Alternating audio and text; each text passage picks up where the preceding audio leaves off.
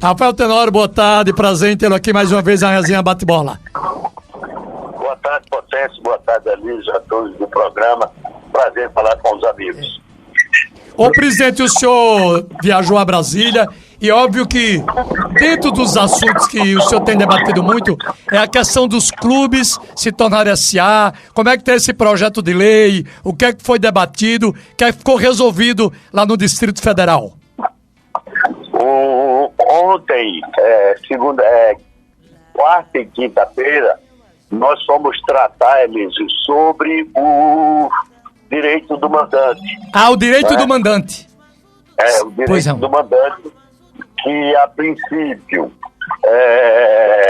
nós estávamos querendo os clubes, né, e fizeram uma escolha pelo meu nome para ser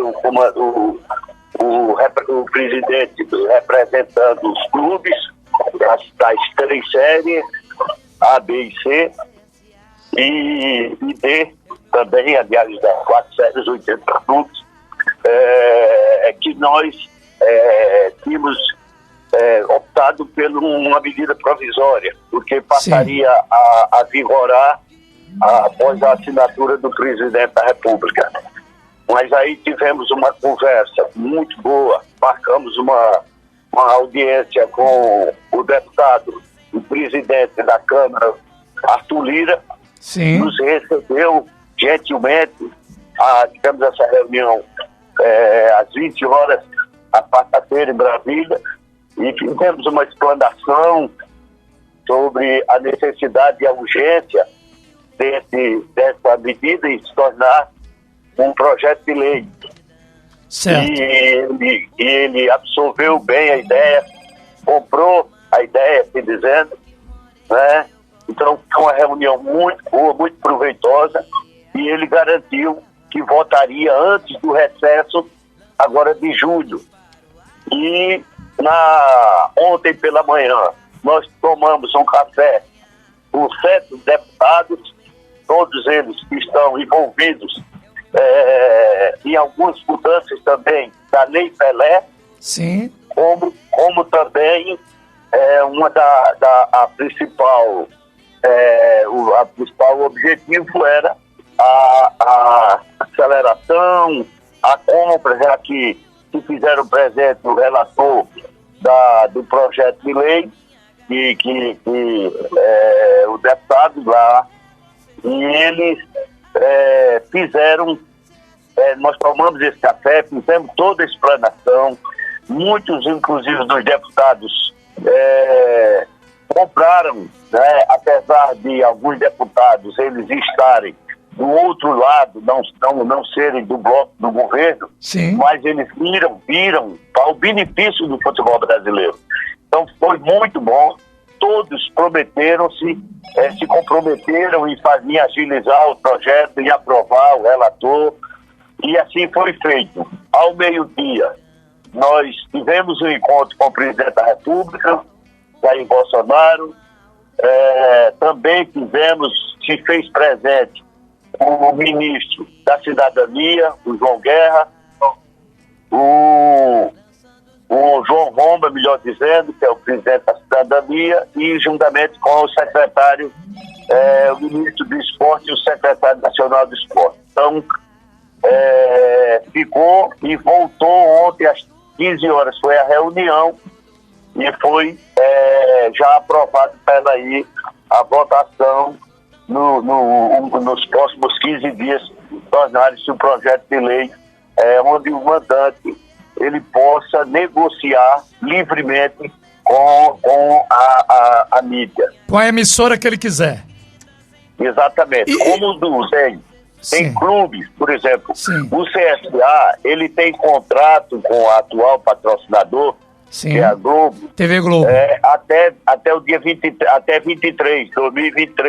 Certo. Né? E 13 clubes, outros clubes, o CSA tem, e outros clubes têm contrato. Eu posso citar aqui o Flamengo, o Fortaleza, o Atlético Paranaense, eles têm contrato com o Palmeiras, uma outra empresa. Então, quando há jogos entre esses clubes, eles não podem ser transmitidos. Eu estou entendendo. Então, com essa nova lei, você vai negociar livremente. Como nós estamos muito unidos, principalmente os 40 clubes da Série A e B, então isso ficou muito mais fácil porque ficamos fortalecidos. Já que antes cada um pensava no seu umbigo. E o próprio Flamengo, ontem a diretoria do Flamengo se fez presente, eles falaram que o Flamengo não aumentaria a sua receita, porque era fácil o Flamengo, por exemplo, ser um clube de maior torcida, de maior arrecadação da televisão, ele pensar só no umbigo, mas então está pensando coletivamente. E o bolo vai ser muito bem dividido e cada clube vai buscar aquilo que for melhor para si. Deixa eu traduzir isso para o torcedor entender. O direito do mandante é o seguinte: vamos dizer que o CSA... Fala dos dois aqui para você entender. Correto. Vamos dizer que o CSA tem contrato com a Globo e o CEB tivesse com a Bandeirantes. Certo. Aí quando fosse jogar aqui, como vai jogar amanhã, CSA e CRB... não permitiria a transmissão do jogo, porque um era Globo, outro Bandeirantes. Certo. Com o direito de mandante, certo, o mandante tem direito de transmissão, indiferente de quem seja o adversário. Entendi. É isso, presidente? Exatamente. Você tem a livre negociação, né? Certo. E, inclusive, provavelmente é uma concorrência, Elísio. Não fica só à mercê de um contratante, entendeu? Eu estou entendendo. Porque vamos citar os nomes. A Globo, ela detém o direito de transmissão do Campeonato Brasileiro, das séries, né? Sim. Vamos dizer assim, A e B, há muitos anos. Então, nunca foi aberto para que outras empresas participassem dessa concorrência, assim dizer. Então, hoje se paga, vamos dizer, R$2, se abrir concorrência, um pode botar 3, outro pode botar 4, você fechar com aquilo que realmente for melhor. Só que, como nós estamos unidos, os clubes, então com isso, geralmente se nós fizermos, eu acredito que será sempre assim coletivamente, porque fica bem mais fácil de você conseguir melhores resultado financeiro para os clubes do futebol brasileiro. Nós, inclusive, para finalizar, eu até falei que isso seria uma carta de euforia para os clubes brasileiros, né? Eu estou entendendo. Agora, presidente, o senhor falou no início da sua fala sobre esse assunto que o CSA tem contrato até 2023. No caso, até 2023, esse contrato permanece. A partir de 2023 é que o CSA teria essa liberdade, caso a lei seja aprovada, de negociar com a emissora que melhor lhe convier. É isso? Exatamente. Como nós estamos terminando a competição de 2021, sim, nós temos 22 e 23.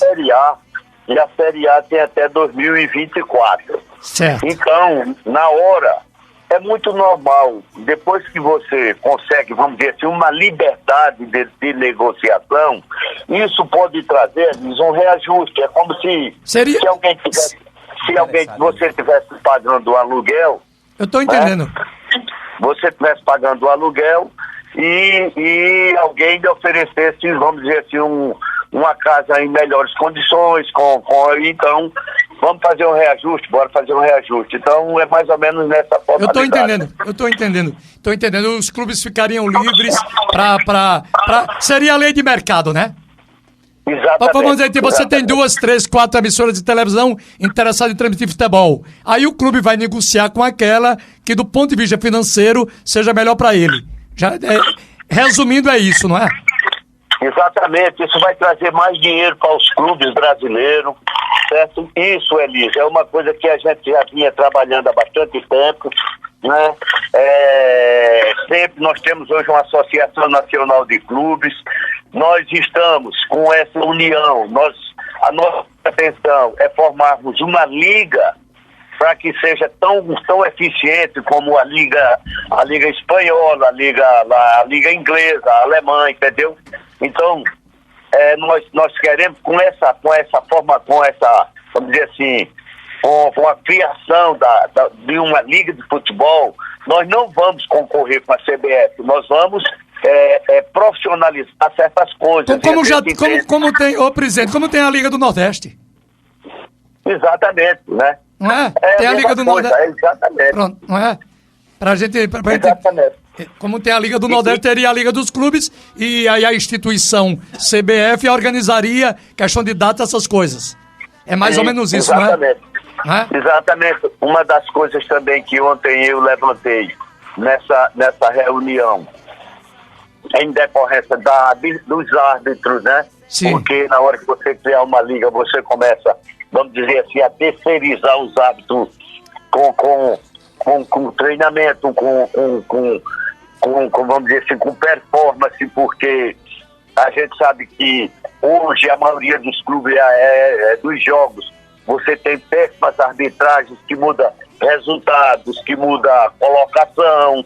Então tudo isso a gente está discutindo para o bem do futebol brasileiro. Então o CSA, eu vou falar aqui, mas o CSA hoje é um clube, né, que é muito, muito ouvido, né, a nível nacional, com os demais clubes, pela seriedade, pela a forma como nós pensamos no futebol brasileiro. Então, por isso que o CSA sempre é ouvido, sempre é consultado e para participar dessas coisas interessantes no futebol brasileiro. Ô, presidente, em relação à questão de clubes SA e as mudanças da Lei Pelé, que o senhor se referiu, haverá também, será medida provisória ou leis específicas para mudança? A SA já é uma... foi criada a lei, já foi aprovada no Senado. Sim. Ela deverá, em seguida, ontem nós também comentamos sobre isso, questão tributária, né, questão dos impostos de tributação, né, nós estamos sugerindo aos deputados alguns ajustes nessa forma de tributação. Sim.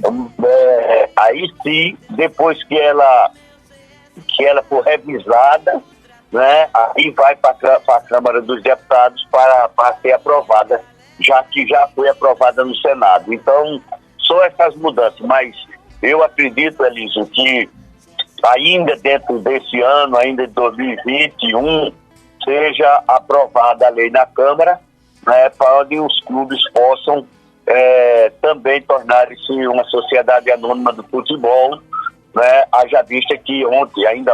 É porque nessas reuniões a gente toca sobre vários assuntos. Sim. E nós sabemos que clubes, né, até brincamos ontem com o presidente Bolsonaro, porque ele também é botafoguense lá do Rio de Janeiro, e a gente sabe que o débito desses clubes com o governo, principalmente com a previdenciário, é muito alto. Então, com essa nova modalidade, clubes grandes também têm interesse em tornar uma SA, porque isso vai engrandecer o futebol brasileiro e profissionalizar e responsabilizar aos clubes do futebol brasileiro. E só para o torcedor entender, essa lei sendo aprovada, o clube não passa a ser SA automaticamente, não. Você tem que mudar estatuto, etc., se adequar para isso acontecer na prática, não é isso, presidente? Exatamente. Você é uma mudança, é uma alteração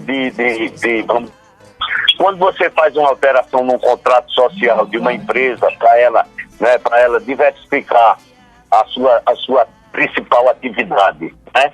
Então precisa fazer essa mudança. Essa adequação, né? Fazer exatamente. Você faz essa adequação no seu estatuto, que é o registro do clube, o seu estatuto, né? Claro.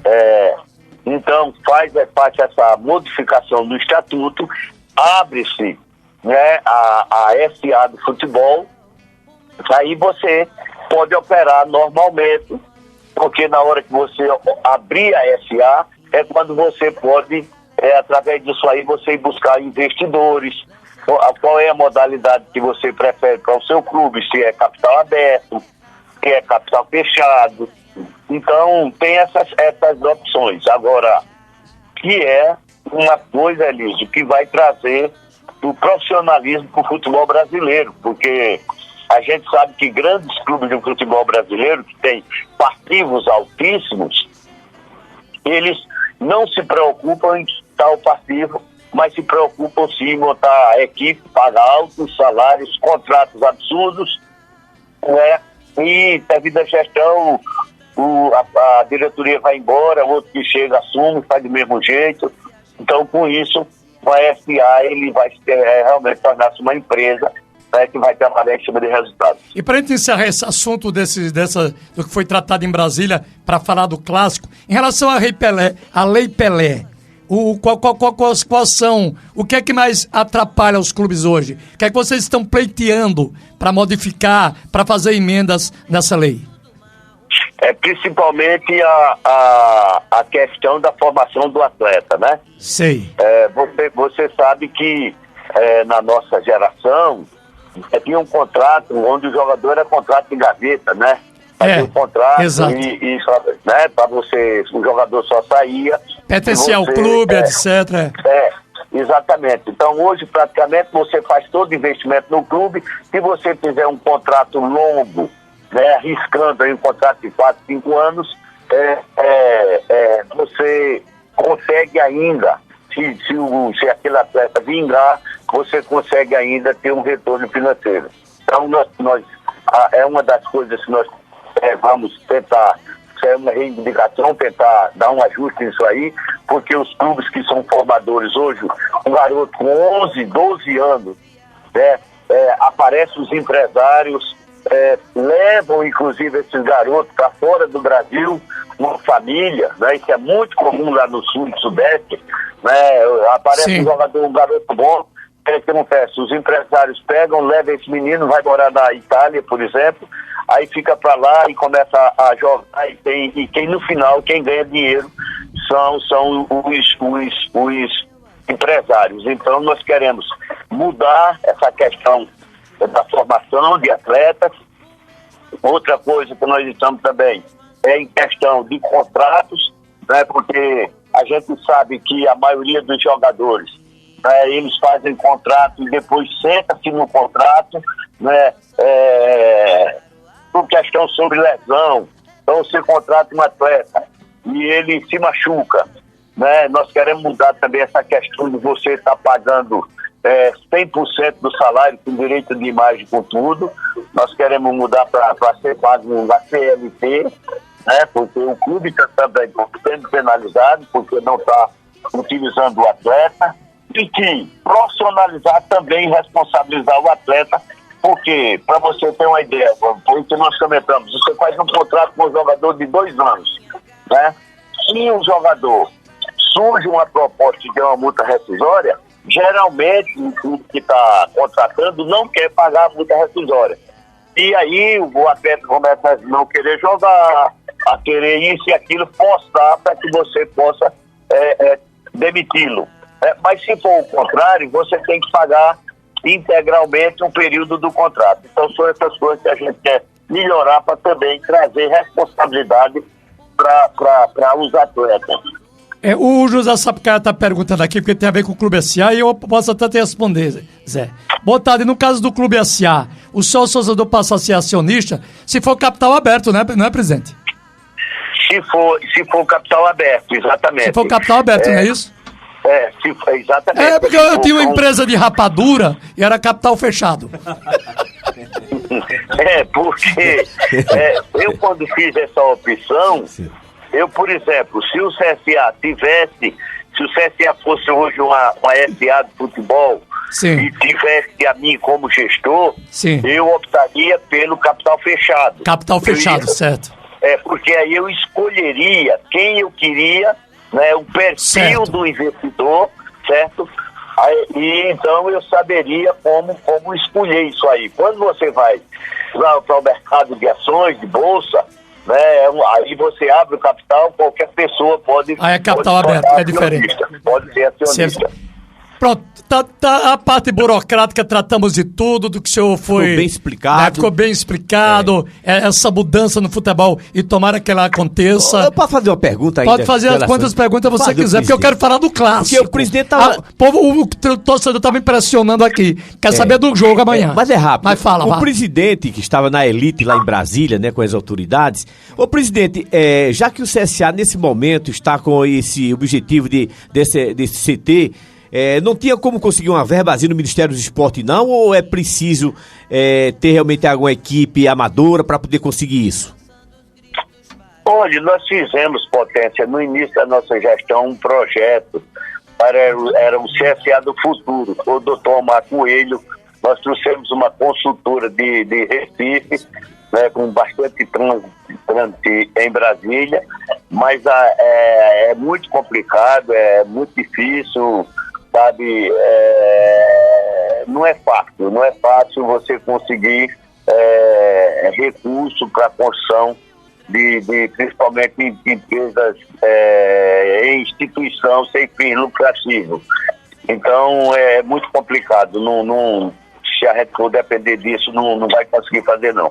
Tem que fazer com o recurso que nós temos, né, e também com patrocínios, enfim, conseguir outras coisas, mas não existe emendas parlamentares para que você coloque na construção do CT ou do estádio para clube de futebol.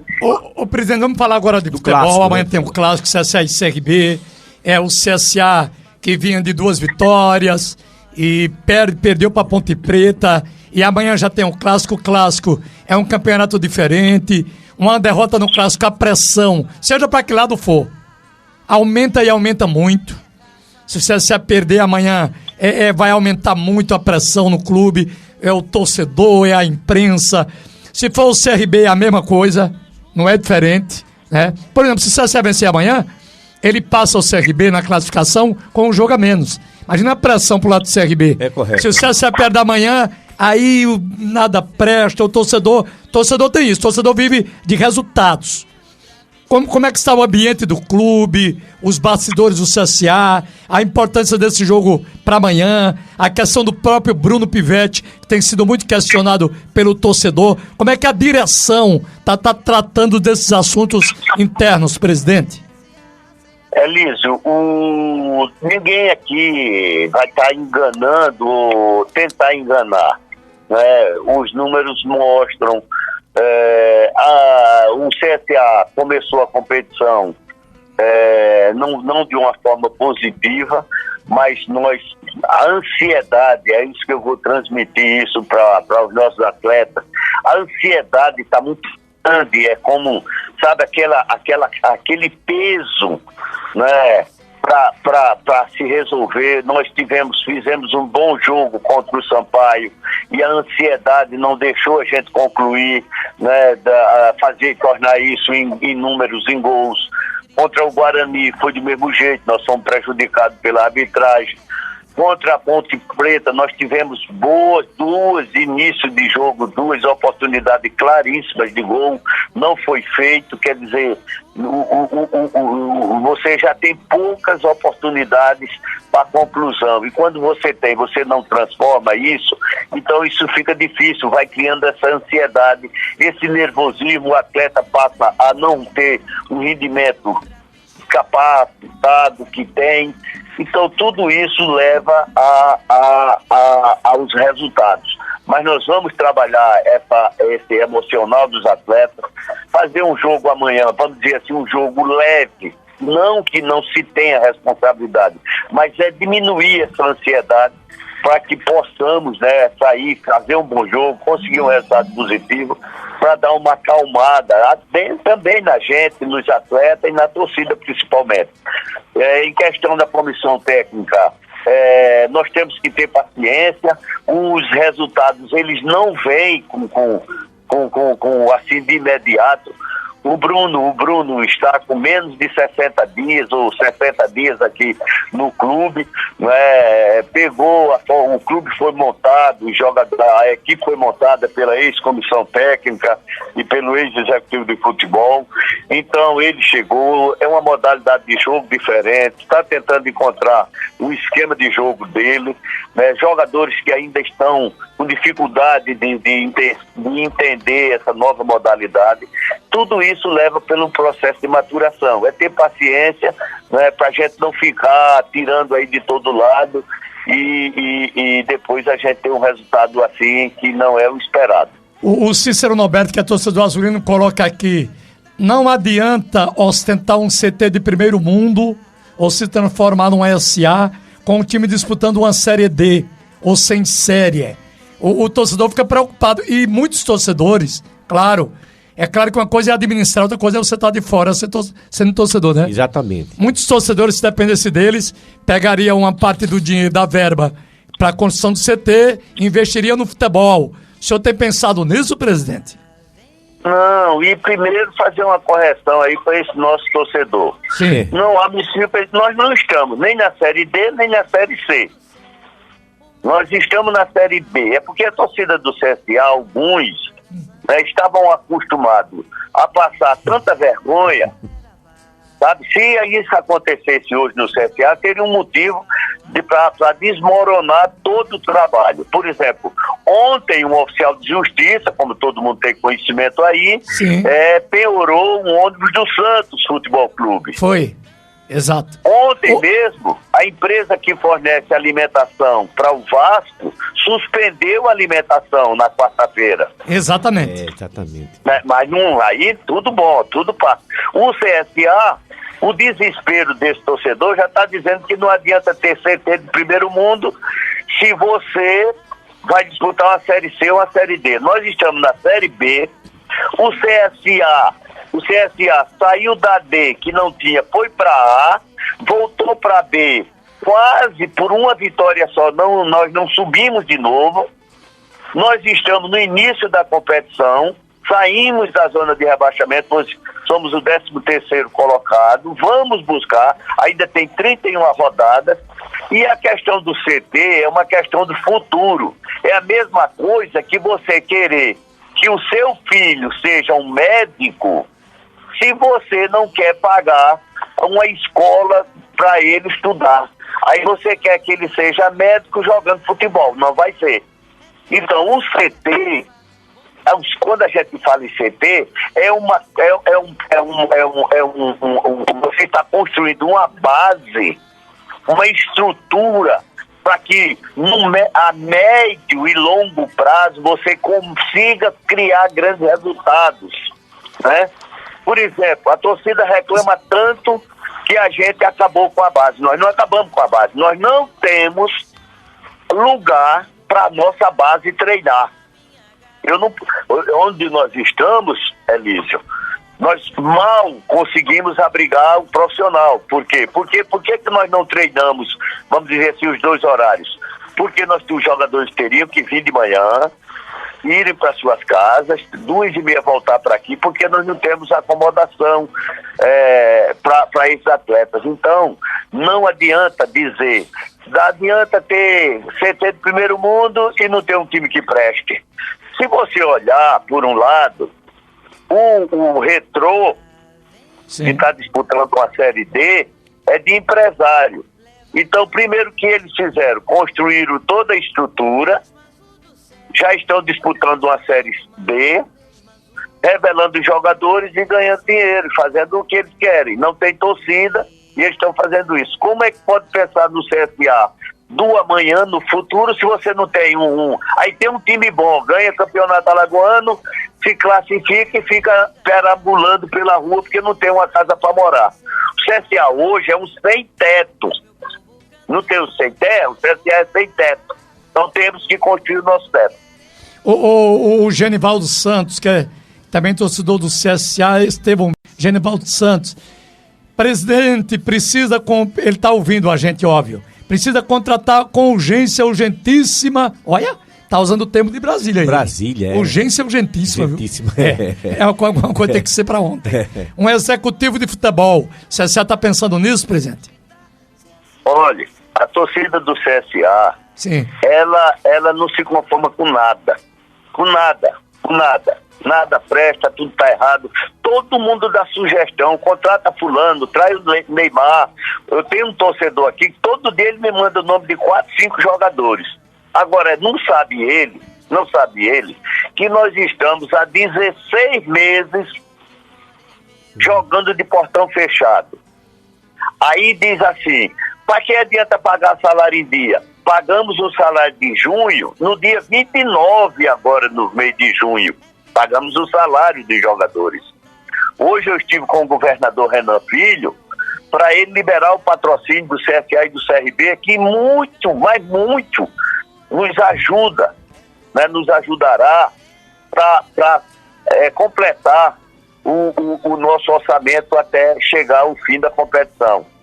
Então, Elísio, essa questão de trazer fulano, trazer ciclano, trazer um executivo de futebol, trazer isso, fazer aquilo, não. Primeiro nós temos que organizar aqui, temos que saber fazer um ajuste na equipe, né? E ver, e nós não contratamos jogador, Elísio, porque é loiro, tem 1,80 m, tem olhos azuis. Nós contratamos jogadores que nós estávamos sabendo, convicto, que eles dariam resultados. Só que tem jogador que a gente sabe que não está dando resultado, né? Não tá dando aquilo que o clube espera, e nós temos que fazer uma mexida. Então, deixa eu lhe fazer uma pergunta, essa pergunta agora é minha, não é de torcedor nenhum. Um jogo de futebol tem 3 resultados, é natural. A vitória, o empate e a derrota. Se porventura o CSA perder amanhã o clássico, esses jogadores que não estão rendendo, que já tiveram bastante oportunidades, serão chamados para conversar com a diretoria, qual será a atitude, porque eu não tenho dúvida. Uma derrota amanhã, a pressão vai triplicar. Qual será a atitude da presidência do clube, da direção de futebol, em relação a treinador, a jogadores que não estão rendendo, já tiveram várias oportunidades, serão chamados para uma conversa, presidente? Sim. Não vejo nada demais, né? As oportunidades foram dadas e aqueles atletas que a comissão técnica e nós, do Departamento de Futebol, entendemos que não está no momento rendendo aquilo que o CSA precisa, lógico que nós vamos precisar tirar alguns jogadores, tirar esses atletas, né? E trazer novos atletas para que realmente a gente comece a buscar o resultado, e vai ter feito acordo para que a gente resolva, porque oportunidades foram dadas. Todo mundo tem um histórico aqui do vencedor, né? E tem alguns jogadores que estão destoando, né? Então isso vai ser tomado independente, Elísio, da derrota ou da vitória, entendeu? Certo. Independente do resultado do jogo amanhã. Independente do resultado, nós já sabemos quais são esses atletas e nós vamos precisar fazer essa mudança. Muito bem, potência mesmo. Aproveitando a oportunidade, presidente, mas se ganhar amanhã, Liz, que eu acredito o seguinte, o CSA, apesar de jogar sem alguns titulares, mas toda vez que o CSA recebe uma pressão dessa, no jogo seguinte ele mostra realmente uma qualidade totalmente diferente. Eu acho que o CSA começa já a dar sua guinada amanhã, presidente, entendeu? Os jogadores sabem da responsabilidade, cada um tem a volta do Yuri também, que jogou, eu posso dizer, contra o Cruzeiro, a sua melhor partida com a camisa do CSA, tudo isso vai influenciar. Vai ter estreia do garoto Everton também, então pode ser o CSA diferente, que o torcedor amanhã esqueça tudo isso e ajude o CSA nessa caminhada, né, presidente? Exatamente, e amanhã também eu estou aqui no CT, nós estamos correndo para regularizar o Dudu também, que já está pronto, já passou o período que ele precisava para o condicionamento físico. O senhor fala é o Dudu Beberibe, né? Exatamente, o Dudu Beberibe, ele já deve ser relacionado para o jogo, estamos tentando só o Chiquinho regularizar ele da CBF, né, sair no BID para que ele já possa ir para o jogo, haja vista que nós não vamos ter o Gabriel, Cristóvão, o o Cristóvão também, né, tá fora e alguns jogadores estão no DM. Então a gente precisa também deixar essa opção para o Pivete ter no ataque lá com o Dudu.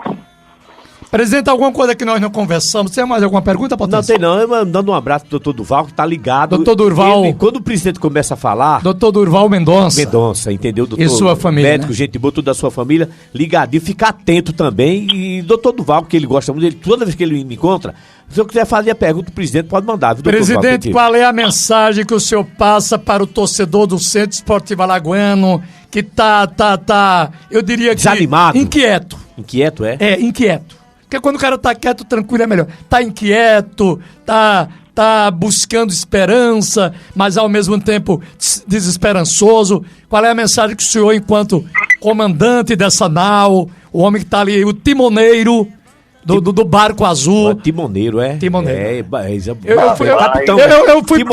Eu fui pesquisar. Eita, presidente pra dizer isso. Timoneiro. Rapaz, eu pensei que timoneiro era o cabo que tomava conta de pinta. Do time, pronto. Tem a ver. Meu estudo é pouco, essas coisas eu não... um dia desse, teve aqui viu, Alício? Em questão da mensagem, Alício, eu acho... quem está precisando dessa mensagem sou eu, porque eu sou um cara otimista, eu sou um cara confiante, eu sou uma pessoa que eu acredito naquilo que eu faço, que eu executo, né? A nossa torcida tem que acreditar, não tem nada perdido, não tem que entrar em desespero, nós temos que estar unidos, fortalecidos, entendeu? Então, se eu recebo crítica toda hora, né? Não, vamos gastar o dinheiro do CT para fazer um time bom. Você pode, eu já disse 300 vezes e continuo a dizer, o dinheiro em si, ele não garante o sucesso. Sim. Não garante. Senão filhos de pessoas ricas não ficariam pobres. É verdade. Né? Então, não é porque eu vou fazer um time de 10 bilhões de reais que vai dar certo. Não. Se você pegar, por exemplo, o Sampaio Corrêa, vamos dar um exemplo do Sampaio, que eu sempre elogio muito o Sérgio Frota. Quando você pega o Sampaio, você olha os jogadores. Será que se esse jogador tivesse no CSA, a nossa torcida, no início aceitaria? Entendeu? Então, quando a gente entrar um jogador que a gente, vamos trazer não, tem que ser já um cara já consagrado nacionalmente ou internacionalmente, entendeu? Então, a torcida do CSA tem que entender que quem está aqui administrando sofre duas vezes, porque além de eu ser torcedor, eu sou dirigente e eu quero resultado. E o resultado não depende de mim, o resultado depende de quem realmente está dentro de campo. Então, é por isso que eu digo, é ter paciência que as coisas vão acontecer. E não tem que entrar em desespero que o time vai para a Série C, vai para a Série D.